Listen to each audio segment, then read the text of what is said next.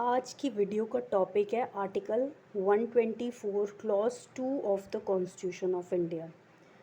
तो इसमें सिनॉप्सिस ऐसे आएंगे। पहले तो हम आर्टिकल 124 क्लॉज 2 को पढ़ेंगे, जिसमें इन्होंने दो अथॉरिटीज़ की अपॉइंटमेंट के बारे में बोल रखा है। One is the appointment of the CJI and the other is the appointment of Supreme Court judges other than the CJI।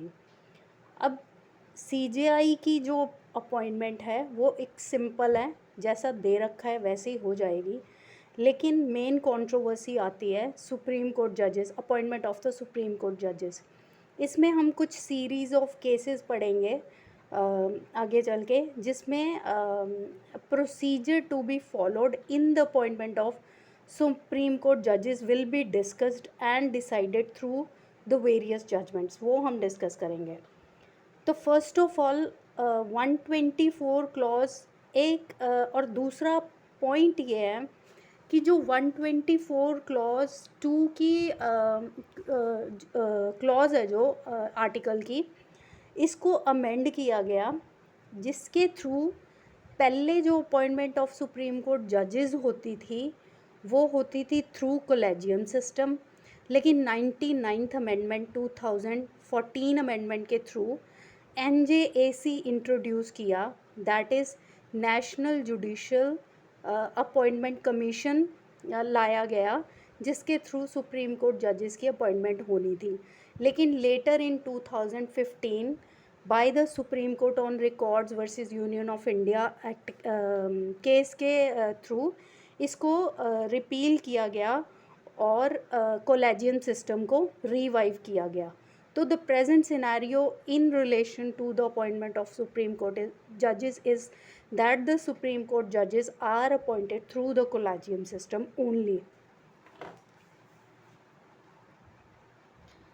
अब जैसे मैंने बोला कि article 124 clause 2 constituted of two things, that is one, first is the appointment of the CJI and the other is the appointment of the supreme court जजेस other than the CJI। तो ये wording क्या है? Every जज of the supreme court shall be appointed by the president bye warrant under his hand and seal on the recommendation of the NJAC। तो ये जो on the recommendation of the, ये आई through the 93rd amendment आई, जिसने replace किया इस wording को जो 99th amendment से पहले थी। पहले क्या था? आफ्टर ये है एवरी, अब 99th अमेंडमेंट में क्या था? इन्होंने national judicial appointment commission act के थ्रू इन्होंने बोला कि इस फॉर्मूला के अकॉर्डिंग सुप्रीम कोर्ट जजेस अपॉइंट होंगे। लेकिन उससे पहले क्या था? एवरी जज of the supreme court shall be appointed by the president bye warrant under his hand and seal after consultation with such judges of the Supreme Court and the High Court in the states as the President may deem necessary for that purpose। अब ये जो wording है, ये थी, ये जो situation थी, ये बिफोर 99th अमेंडमेंट।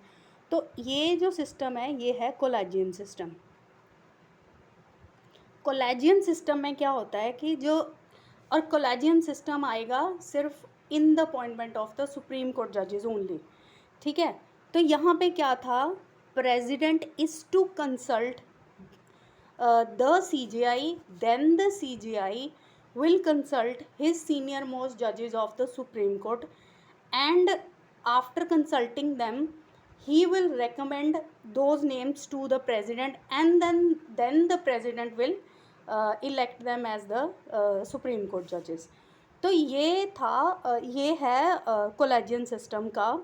अब ये जो सारा एवोल्यूशन हुई है 124 क्लॉज 2 की, कि पहले क्या सिस्टम था, फिर 2014 में क्या हुआ, 2015 में क्या हुआ, वो सारा हम आगे डिस्कस करेंगे। तो फर्स्ट ऑफ ऑल हम यहाँ पे करेंगे 124 क्या कह रहा है। 124 में दो चीज़ें हैं, 124 क्लॉज 2 में दो चीज़ें हैं। पहले तो अपॉइंटमेंट ऑफ द CJI है। यहाँ पे इन्होंने बोला appointment by the president after consulting supreme court plus high court जजेस। अगर हमें CJI की अपॉइंटमेंट करनी है, चीफ जस्टिस ऑफ इंडिया की अपॉइंटमेंट करनी है, then the appointing authority will be the president, but only after consulting the Supreme Court and the High Court. President consult करेगा सुप्रीम कोर्ट और हाई कोर्ट जजेस को, वो कोई नाम सजेस्ट करेंगे, उसको प्रेसिडेंट अपॉइंट करेगा. अब ये सिंपल है, CJI की अपॉइंटमेंट इज सिंपल. लेकिन बाद में इशू आता है सुप्रीम कोर्ट जजेस में, ये थोड़ा सा ट्रिकी है. इसमें एवोल्यूशन ऑफ डिफरेंट केसेस हम पढ़ेंगे कि ये जो अपॉइंटमेंट ऑफ सुप्रीम कोर्ट जजेस है कैसे इवॉल्व हुआ. तो यहाँ पे है सुप्रीम कोर्ट जजेस appointed by the president after consulting the CJI plus such other judges of the Supreme Court and the High Court as he. यहाँ पे he is the CJI deems necessary. तो अब डिफरेंस क्या आ रहा है यहाँ पे प्रेसिडेंट सीधा सुप्रीम कोर्ट और हाई कोर्ट के जजेस को कंसल्ट करके जो नाम सामने आएगा उसको अपॉइंट कर देगा CJI. लेकिन इस केस में प्रेसिडेंट एक और एडिशन अथॉरिटी का एडिशन हुआ यहाँ सीधा सुप्रीम कोर्ट और हाई कोर्ट जजेस को कंसल्ट कर रहा है.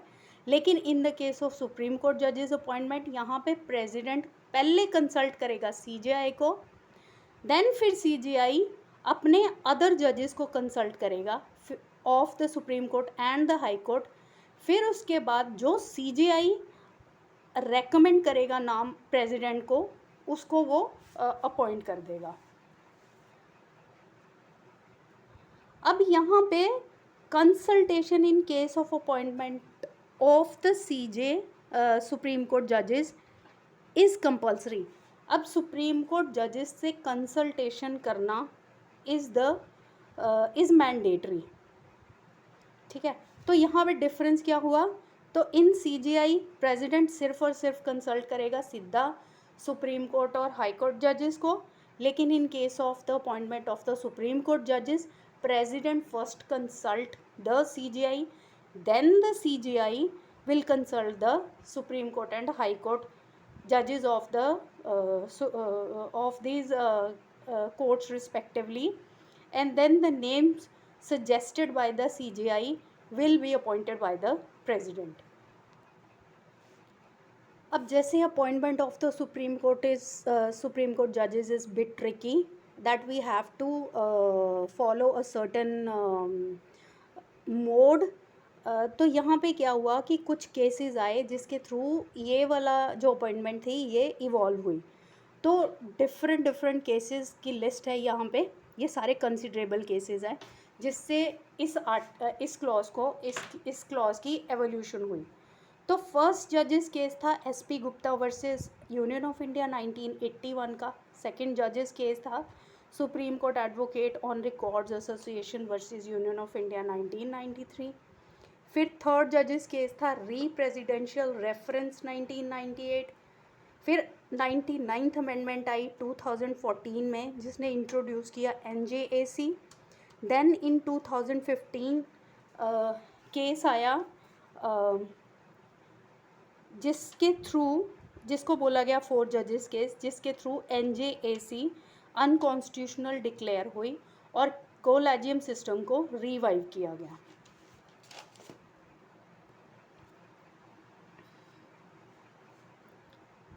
तो अब हम करेंगे, अब जो क्वेश्चन अराइज हुआ, issue arises as to the word of the consultation.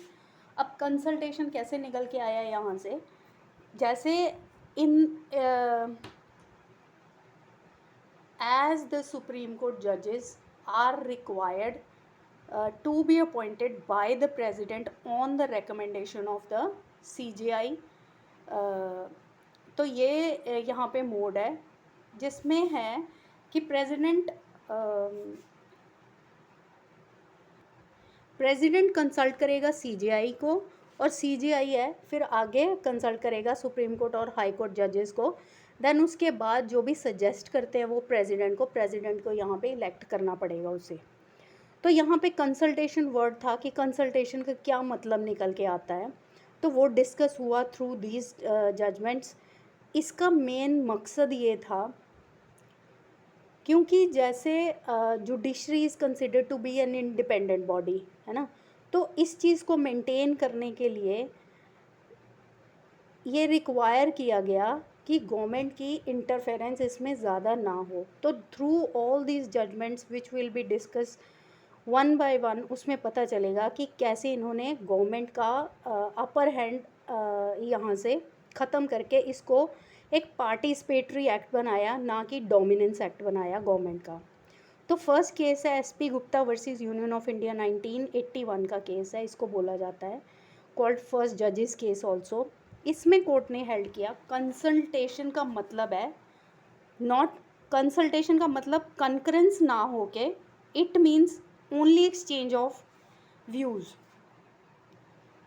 अब इसका मतलब ये बनता है अल्टीमेटली कि अगर प्रेसिडेंट कंसल्ट करेगा तो उसका मतलब ये नहीं होगा कि that he has to agree with the suggestion of the CJI, लेकिन इसका मतलब सिर्फ ये होगा कि प्रेसिडेंट उनके सिर्फ व्यूज़ लेगा। तो अल्टीमेटली इसका मतलब क्या बनता है कि जो फाइनल अपॉइंटमेंट होगी that will be according to the president.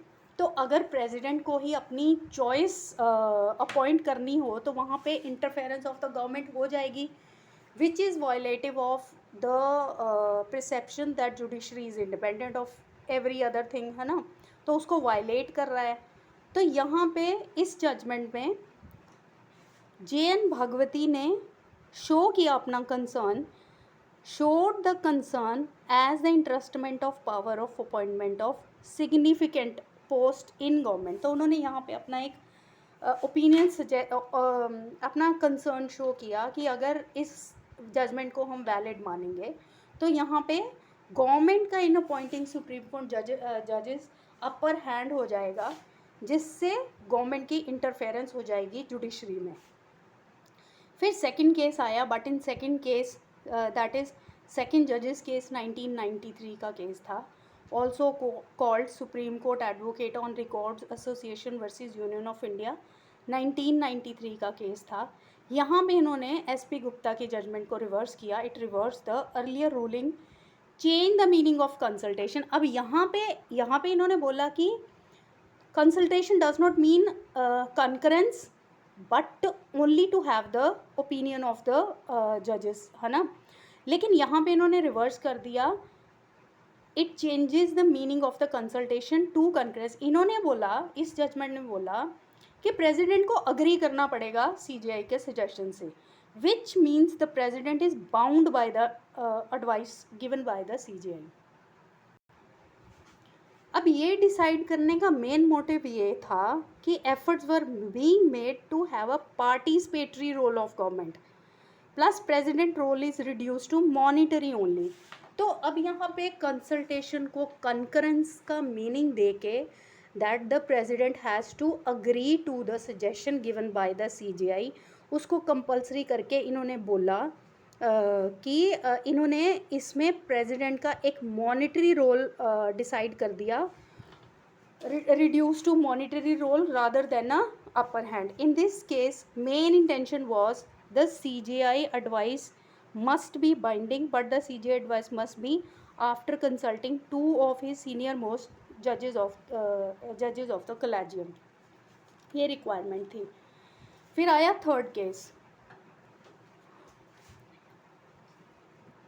अब थर्ड केस में इन्होंने कुछ recommendations the that what should be the collegium system, कि उसकी फंक्शन उसका वो फंक्शन कैसे करेगी।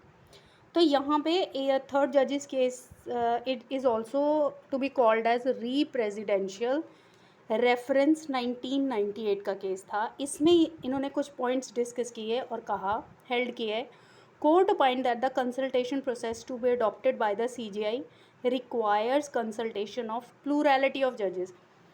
पहले प्रेसिडेंट कंसल्ट करेगा CJI को, फिर CJI कंसल्ट करेगा प्लूरल नंबर ऑफ जजेस को।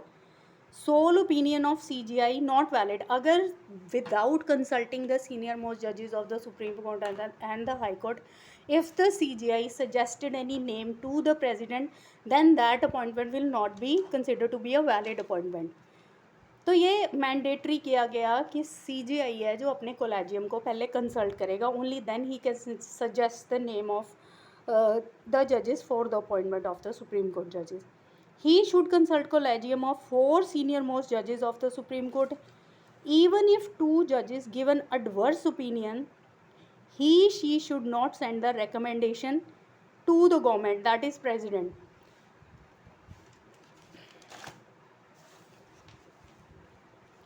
अब recommendation not complying norms of consultation would not be a valid one.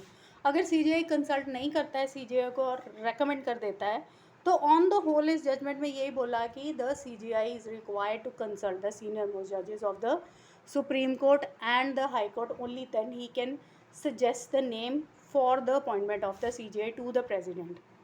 ठीक है.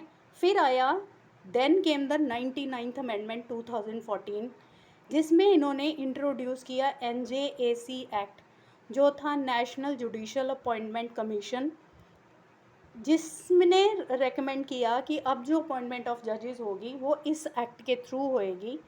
Then which was replaced by the supreme court advocates on record association versus of union of India 2015. इस case में NJAC को replace करके दोबारा collegium system को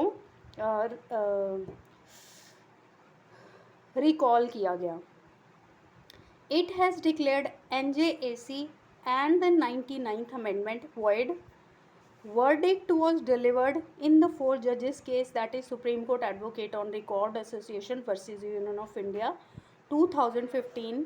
In this case, the court was of the opinion that the new system would affect independence of the judiciary. अब 2015 के case में इन्होंने क्रिटिसाइज़ किया NJAC को. By criticizing it, they said that the NJAC, that is called to be as new system, would affect the independence of the judiciary. क्योंकि उसमें जो commission appoint होती है फॉर द अपॉइंटमेंट ऑफ जजेस, उसमें ministry भी involve थी और उनका अपर हैंड था, जिसके थ्रू ये माना गया कि that will B independence, that will be an interference to the independence of the judiciary. तो ये था हमारा 124 clause 2 of the constitution of India, जिसकी एवोल्यूशन और अपॉइंटमेंट ऑफ जजेस और CJI हमने कैसे की after and before 99th amendment. That's it.